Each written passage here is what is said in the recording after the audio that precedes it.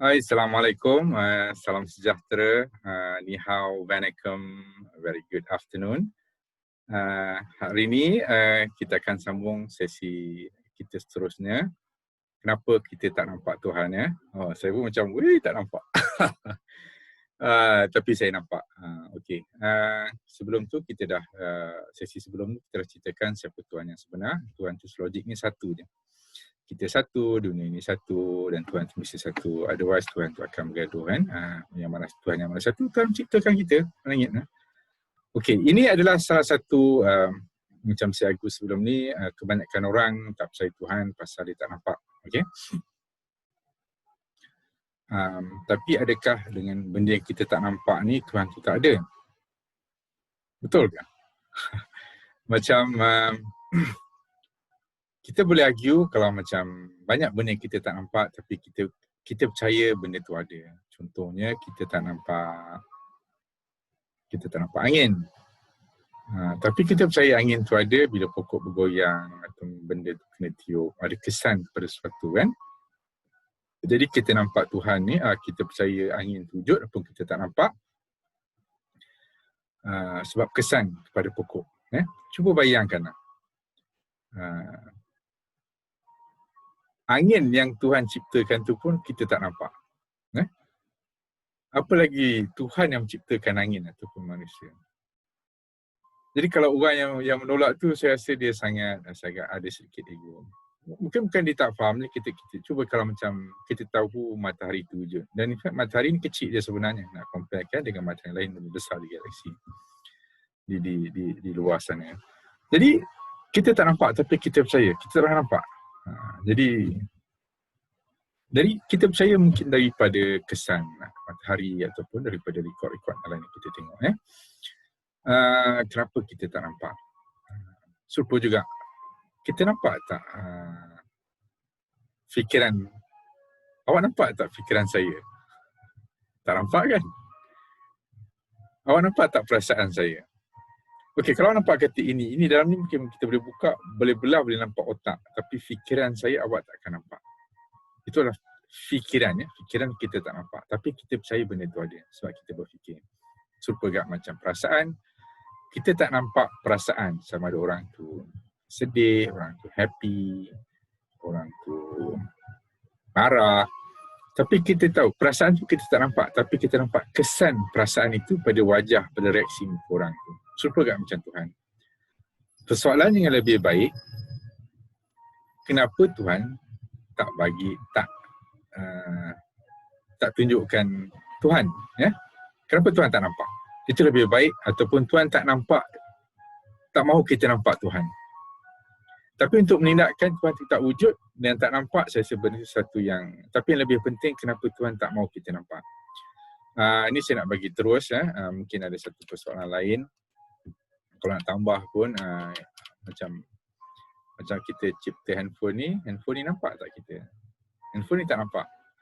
Sebab kita tak ciptakan handphone ni ada mata untuk tengok kita. Orang kata, kenapa tak ciptakan handphone tu nampak gitu? Mungkin satu jawapan yang agak kasar, suka hati akulah aku ciptakan. Aku nak bagi dia handphone tu nampak ke tak sebab aku ciptakan. Kalau engkau nak ciptakan handphone yang nampak engkau, so you create your own. Tapi dalam ni Tuhan ciptakan kita, Tuhan bagi kita tak nampak dengan ada alasan yang munasabah. Sebenarnya alasan tu, jawapan pada kenapa kita tidak nampak adalah di surah 67 ayat 1 dan 2. Di mana Allah Ta'ala Tuhan yang menciptakan kita mengatakan Bismillahirrahmanirrahim, dengan nama Tuhan yang Maha Pemurah dan Maha Penyayang. Tabarakallazi biyadihil mulku wa huwa ala kulli syai'in qadir. Maha suci Tuhan. Maha suci Tuhan yang menguasai pemerintahan dunia dan akhirat. Dan ia maha kuasa atas sesuatu. Jadi dekat sini ada satu entiti ataupun satu Tuhan yang klaim, aku dah menciptakan segala-gala di atas. Cara Tuhan, saya tak pasti, tapi kalau tuan-tuan ada tengok juga, macam saya ada baca beberapa scriptures yang lain, cara Quran diolah sebenarnya dia agak lain. Dia very boastful, very godly. Cara macam cakap terus macam puji. Maha suci Tuhan. Tabarakallazi biyadihil, dengan atas Tuhan segala alam. Dan dia menguasai setiap sesuatu. Dan hanya satu perkara, satu being yang boleh claim macam powerful ni. Tuhan yang menciptakan kita semua. So, dia start itu, dia tabarakallazi, Tuhan yang menciptakan. Ada satu kuasa, ada satu Tuhan dah claim divinity, dah claim ketuhanan, dia menciptakan semua benda. Yang penting untuk jawab soalan kita, dia dah claim dia dah menciptakan semua, dia berkuasa atas segala sesuatu. Khalaqal mauta wal hayata liyabluwakum ahsanu amala. Allazi khalaqal mauta wal hayat. Suatu Tuhan, dia disambung berarti tadi ayat yang kedua, surah Al-Mulk 67 ayat 1 dan 2 dan ayat 2. Tuhan yang menjadikan mati dan hidup. Dia menunjukkan dia Tuhan yang menciptakan dan menciptakan mati. Satu benda lagi, kalau katalah kita tak tahu siapa kita cipta, tak kisah. Tapi kalau kita tak mati, kita tak perlu fikir pasal Tuhan. Macam Elon Musk pun, dia mungkin tengah fikir sekarang macam mana nak hidup dekat Mars ke atau atas planet lain. Mungkin dunia akan hancur ke pasal kita hancurkan manusia yang rakus ni. Tapi kalau kita boleh hidup selama-lamanya, kita tak perlukan, we don't need God. Okay? Tapi the fact is, kita akan mati. Kita akan mati, selogiknya kita akan pulang balik kepada Tuhan yang menciptakan kita. Jadi kita kena ready untuk mencari Tuhan yang betul. Kita takut selama ni kita bersembahyangkan kepada Tuhan yang tak betul sebab kita ikut orang keliling dan kita tak pernah terfikir pun benda ni. Itu yang kita takut, ya. Jadi kita akan soalannya lebih dalam, saya akan perincikan kemudian. Boleh tak kalau orang ni macam kita sembahyang Tuhan lain, tapi kita macam orang kata, yelah macam tak apa Syarul, yang jadi kita baik, nanti Tuhan akan balas kita. Saya tak pasti tapi datangkan bukti lah. Dia punya logiknya kata kalau macam kita pun lah, kalau kita employ orang, ada pekerja kita dah bagi dia handphone, kita dah bagi dia macam-macam, kita bagi dia gaji apa semua, dah gunakan fasiliti kita suruh dia katalah kerja, suruh dia tanam pisang. Tapi dia pergi tanam nanas yang dijual sendiri kepada orang lain. Kita nak buat pada orang macam ni? Bayang kalau dalam konsep Tuhan, adakah Tuhan akan ganjarkan dia ataupun Tuhan akan hukum dia? Itu doa. Okey, nak menjadikan sini kenapa Tuhan tak nampak? Khalaqal mauta wal hayata liyabluwakum. Tuhan, inilah persoalan kenapa Tuhan tak nampak. Sebab Tuhan menjadikan maut dan hidup ni untuk menguji kita, siapakah antara kita yang paling baik, bukan yang baik, yang paling baik sekali amalannya. Maksudnya dekat sini, ini kita dah mengarah kepada tujuan kita dihidupkan dekat sini. Sebab tu kejadian kita hidup kat dunia ni adalah sementara saja. Paling lama kita boleh hidup mungkin 100 tahun, mungkin 200 tahun. Tak ada orang yang boleh hidup lebih daripada tu. Setakat inilah yang saya tahu. Jadi kita mesti mati, dan sebelum kita mati dan make sure kita membuat kebaikan yang sebaik-baiknya untuk Tuhan yang menciptakan kita. Itu je. Dan saya akan perincikan lagi apakah detail semua. Saya tak ceritakan lagi tujuan hidup kita yang sebenarnya. Lepas tu Tuhan sambung lagi, Mala wa huwal azizul ghafur. Yang peliknya kat sini, Tuhan dekat wa huwal azizul ghafur, dan Tuhan itu sesungguhnya Maha Pengampun. Tuhan Maha Kuasa dan Maha Pengampun. Kamu pernah cakap dia berkuasa dan pengampun? Sebab Tuhan tahu, sebab dengan kita tak nampak Tuhan, kebanyakan manusia kita ada nafsu, kita ada akal dan kita ada kebebasan untuk memilih.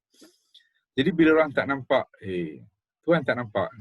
Kalau dia maki Tuhan ke, dia ejek-ejek Tuhan ke, Tuhan tak buat apa. Dia Tuhan relax. Dia biar je. Kenapa? Dia menggunakan macam-macam mempelecehkan Tuhan. Sebab Tuhan ni dua masa. Tuhan tak menunggu sebenarnya. Kita je menunggu untuk satu masa. Dan hidup dunia kita kat sini adalah terlalu singkat. Nak dibandingkan dengan kehidupan selepas kita mati selama-lamanya. Jadi kalau dia nak maki ke, nak buat dia tak nak percaya, suka hati. Tapi dunia ini adalah satu ujian. Betul. Boleh tak kita walaupun kita tak nampak Tuhan, kita buat baik? Apa guna kalau Tuhan nak uji kita, kita dah nampak Tuhan. Macam tiap kali katalah orang tu buat jahat, bab Tuhan marah.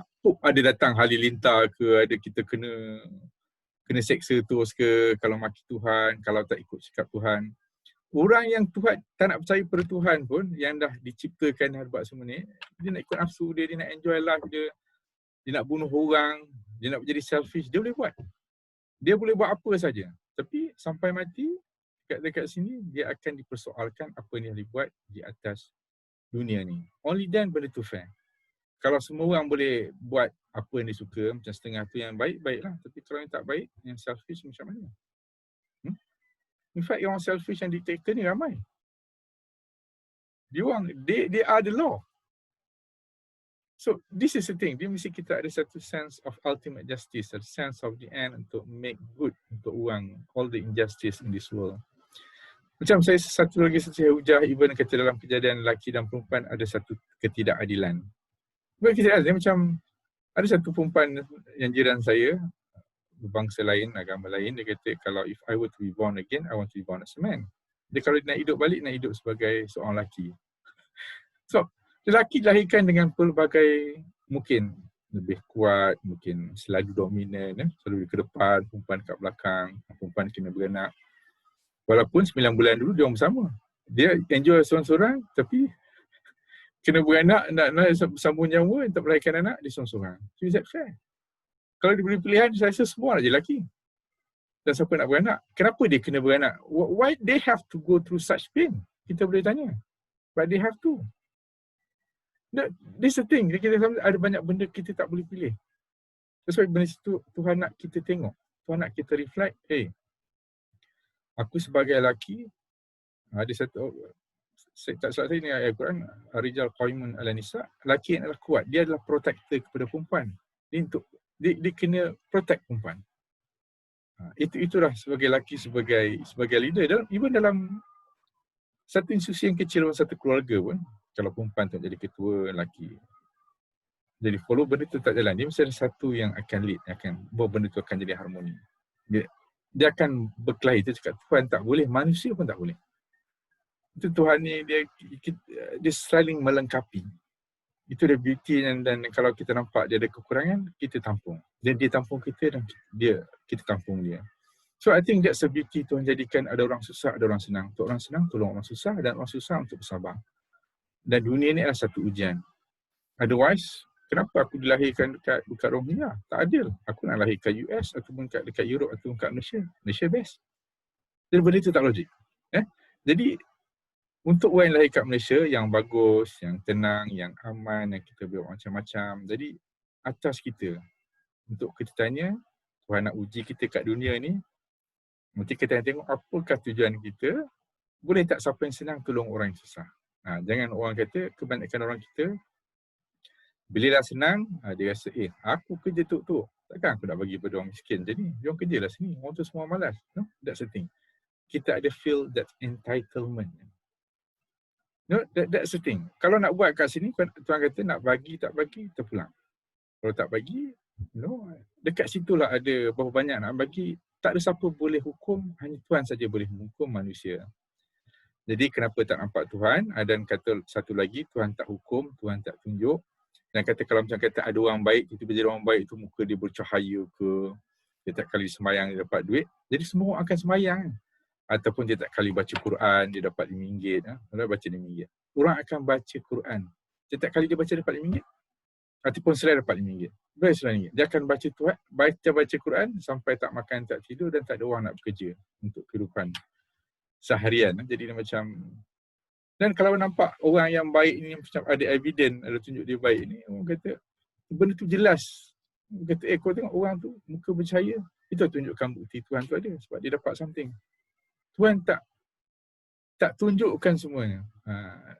Kemurkaan Tuhan, dia tak balas masa tu, dia tak tunjukkan kesukaan dia pada seorang tu, sebab dia nak jadikan ni satu tempat ujian.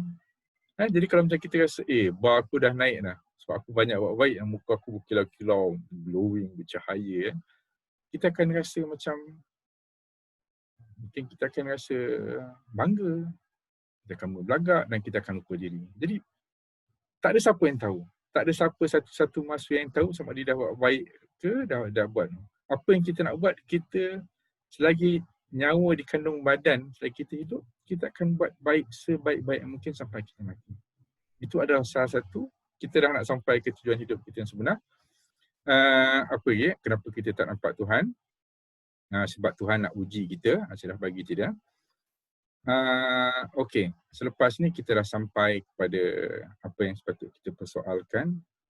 Apakah tujuan sebenar hidup kita? Jadi saksikan untuk simpulan tujuan hidup kita yang sebenar pada sesi yang akan datang.